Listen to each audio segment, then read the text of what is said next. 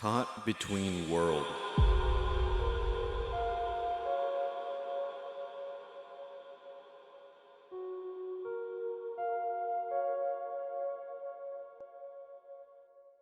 One filled with life and normality, and the other left in bleak, eerie isolation. A transitional phase in between, with you belonging in neither the former nor the latter. These are the concepts associated with liminality, an idea that has been plaguing me ever since the rise of concepts such as the Backrooms and LiminalSpace. In traditional terms, liminality is the quality of ambiguity or disorientation that is prevalent in the middle stage of a transition. A threshold of sorts, aligning with the ideas of both the physical and metaphysical world. Today's topic: the recent role liminality has played in the rise of the various phenomena surrounding it, as well as what it all means. Welcome to the world of liminality.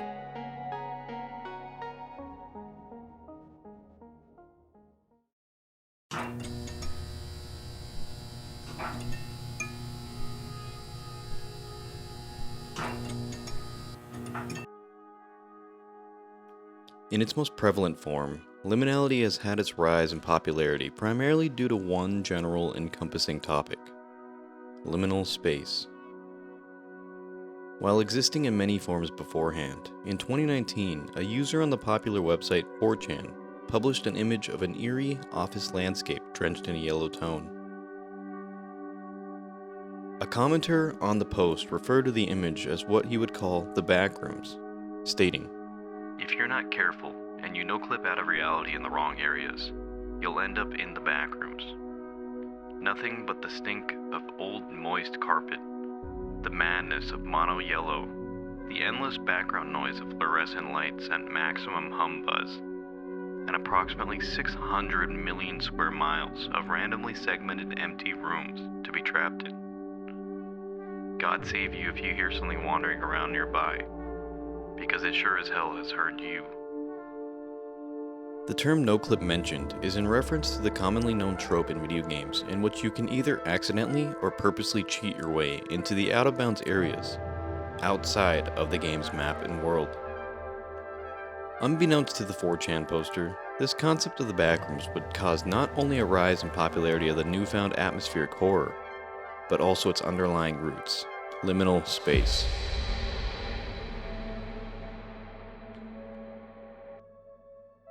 Welcome to the world in between.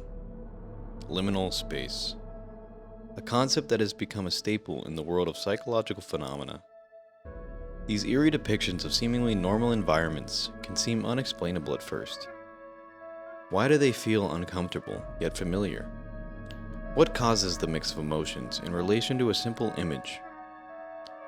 It is only when you start observing deeper do you realize that liminal spaces are perfect examples of the aforementioned definition of liminality: the worlds in between.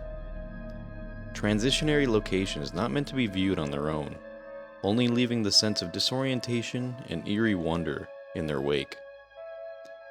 Let me explain. While the obvious examples of hallways, elevators, and lobbies all fit the concept of transition, and each serve as a potential liminal space on their own, it is not confined to these limitations. Liminal space also stems into the more psychological aspects as well. Think of a classroom. Normally you'd picture it while class is in session, usually a lively atmosphere, commonly during daylight hours, filled with a human presence. But now, picture that same classroom in the dead of night, empty, alone, lifeless in a way.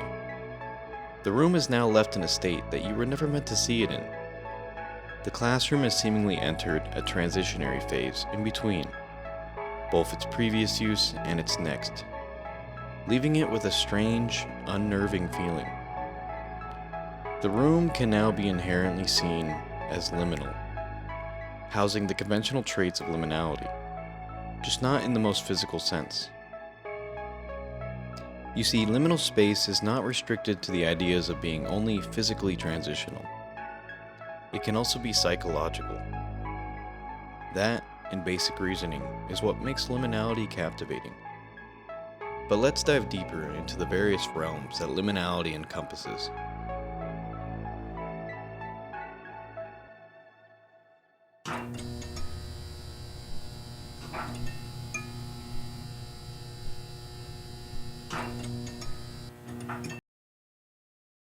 There's also like a indoor house light.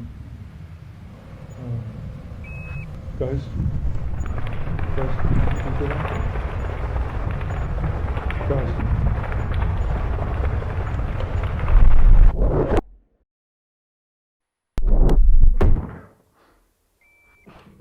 The Backrooms, an online liminal phenomenon that gained its rise in 2019 due primarily to the aforementioned 4chan post, proved to be one of the best examples of the concept of liminality. These yellow-toned, endless collections of rooms and spaces ended up being one of the most eerie and captivating additions to recent horror genres that have emerged from the surge of liminal space content. But what are the Backrooms in concept specifically? And what makes them such a strong contender in the world of liminal space? Let's dive deep into the depths of what makes the Backrooms, well, the Backrooms. The Backrooms was initially described as an endless maze of the aforementioned yellow-tinted office hallways, with damp, wet carpet floors that reek of the odor of mold, and intriguing wallpaper that repeats for miles and miles on end. Though these simple descriptions didn't last long on their own, as with the idea being more of an open-source community-based thought, the Backrooms and the ideas of the environments and the world soon began to grow along with the rise of its popularity, with the yellow hallways being reformatted to serve simply as only level 0. Communities of users soon began to build on the concepts by adding new levels and sublevels. This culminated into the development of several different databases and wikis compiled all of user-based Backrooms levels, with all traits and entities they housed along with them. And while initially new levels added served to fit the themes of liminality well, with levels such as 0 through 9 all being seen as conventional spaces that can fit with the concepts of liminality, as well as general horror, things soon began to get out of hand, and almost entirely lose the basis of what the Backrooms initially stood for. At least, this is the argument made by many users online, and consumers of said media.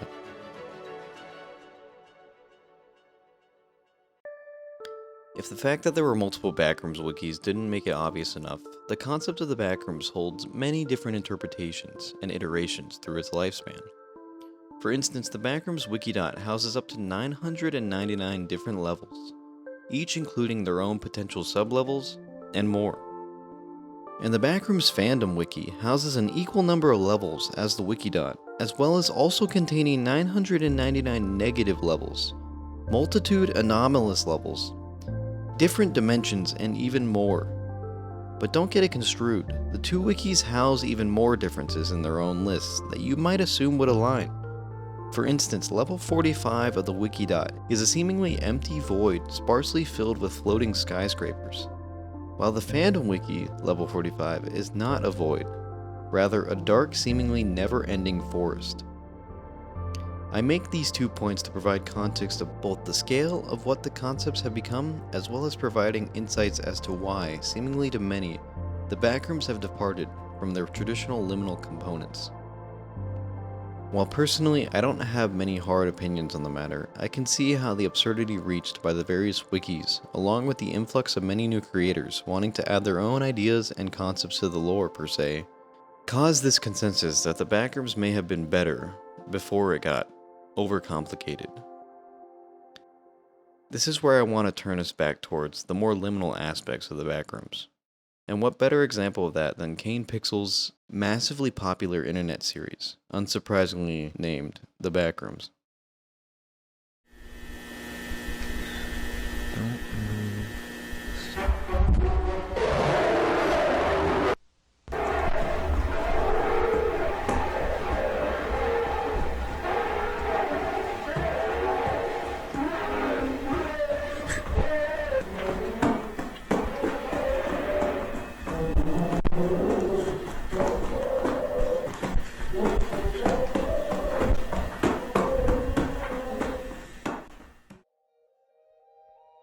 Kane Pixel's portrayals of the concepts pull everything back to its roots of what made the Backrooms popular to begin with.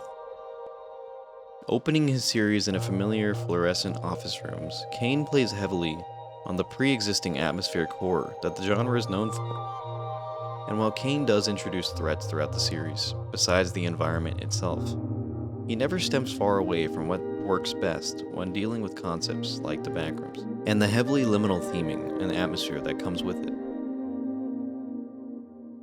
Personally, I consider Kane's depiction of the Backrooms to be one of the best interpretations available.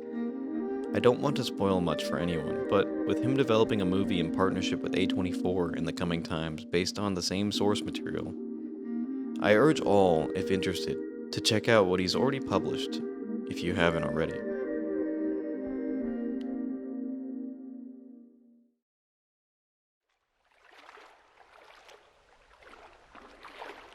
Stemming out of Kane's rendition, I would like to discuss one famous level in particular. Level 37, the pool rooms. The pool rooms, often viewed as an addition to the broader Backrooms, are looked at in their own prominent light. But why is that? If we analyze in a more psychological sense, the pool rooms don't exactly hold the same horror aspects as most traditional backroom scenes. Sure, it's still eerie and mysterious in its own right, but at the same time, the pool rooms also hold a more relaxing feeling, stemming into a more comforting and familiar aspect that liminality conveys. These feelings roll into our next discussion of liminality in the form of Dreamcore.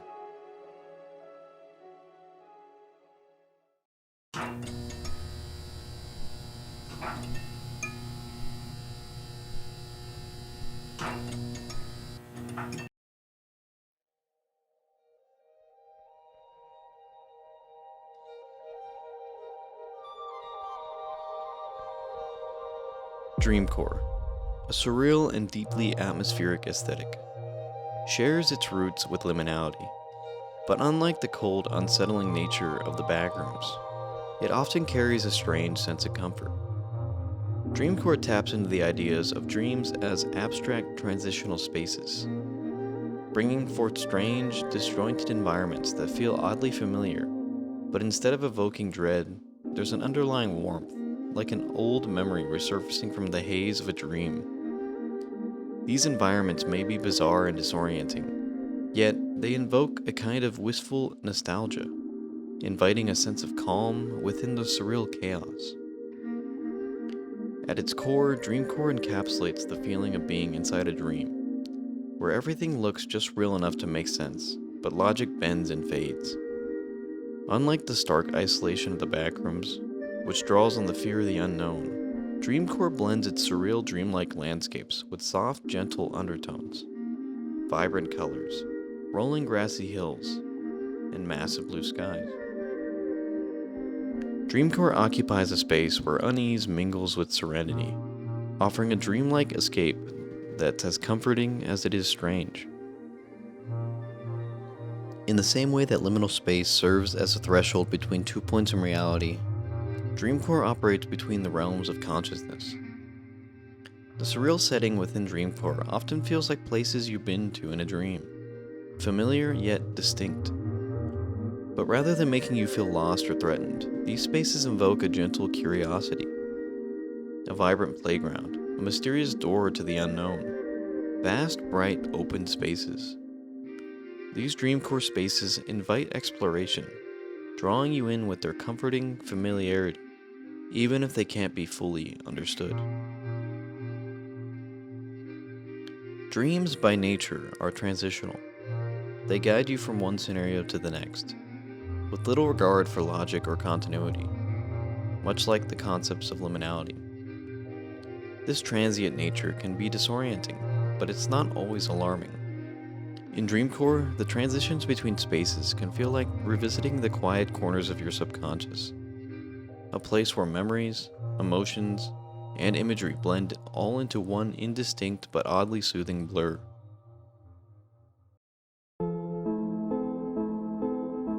While dreams may still carry an undercurrent of surrealism, In Dreamcore, they become a space for self-reflection rather than fear. A journey through a world where the unfamiliar can feel oddly welcoming.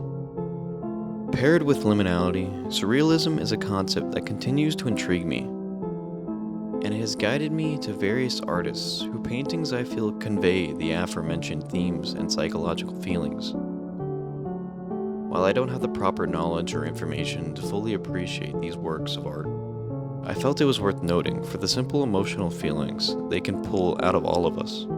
Feelings for me that are closely associated with concepts of liminality. In its fundamentals, Dreamcore and liminal art reflects our deep-seated connection to the ephemeral nature of memory, transition, and self-reflection. It offers a softened version of the liminal experience, one that invites us to explore the edges of our mind and imagination without succumbing to the fear or dread. In a sense, Dreamcore reminds us that not all transitions or in-between spaces need to be unsettling. Sometimes they can be comforting, gentle, and even inspiring. It is through this exploration of both the surreal and familiar that we come to appreciate how these strange, dreamlike worlds help us process our own emotions. In these fragmented spaces, there's a derived meaning that speaks to our desire to navigate the unknown with curiosity rather than trepidation.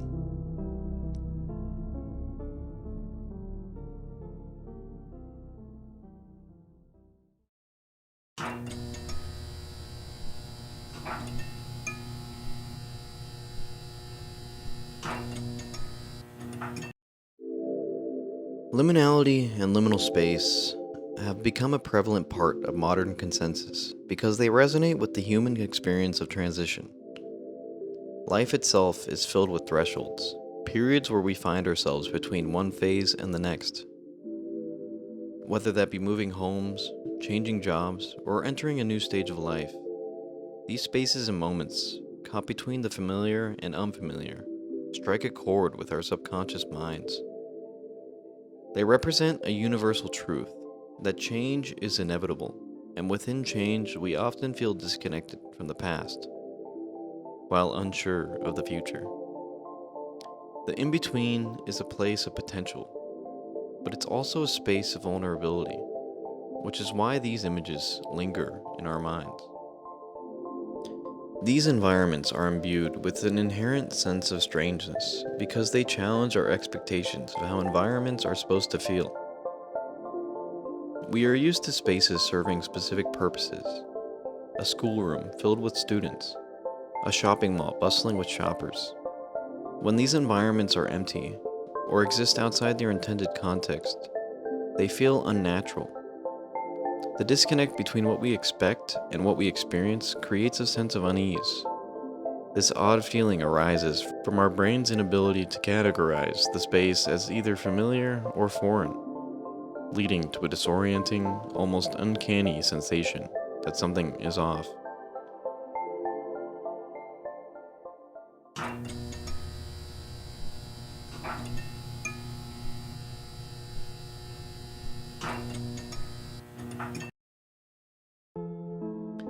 Liminality, in all its forms, serves as a reminder of the transitionary nature of existence. Whether it manifests in unsettling empty spaces like the Backrooms, or the comforting dreamlike landscapes of Dreamcore, liminality speaks to the human experience of being caught between the past and the future, the known and the unknown. It is in these spaces that we confront the ambiguity of life and find meaning in not only the certainty of arrival, but the journey through the in-between. As we continue to explore these strange and captivating realms, we uncover more about ourselves, our fears, our hopes, and our capacity to navigate the thresholds of our reality with curiosity, wonder, and sometimes a little bit of unease. In the world between worlds, curiosity thrives. Thank you for watching.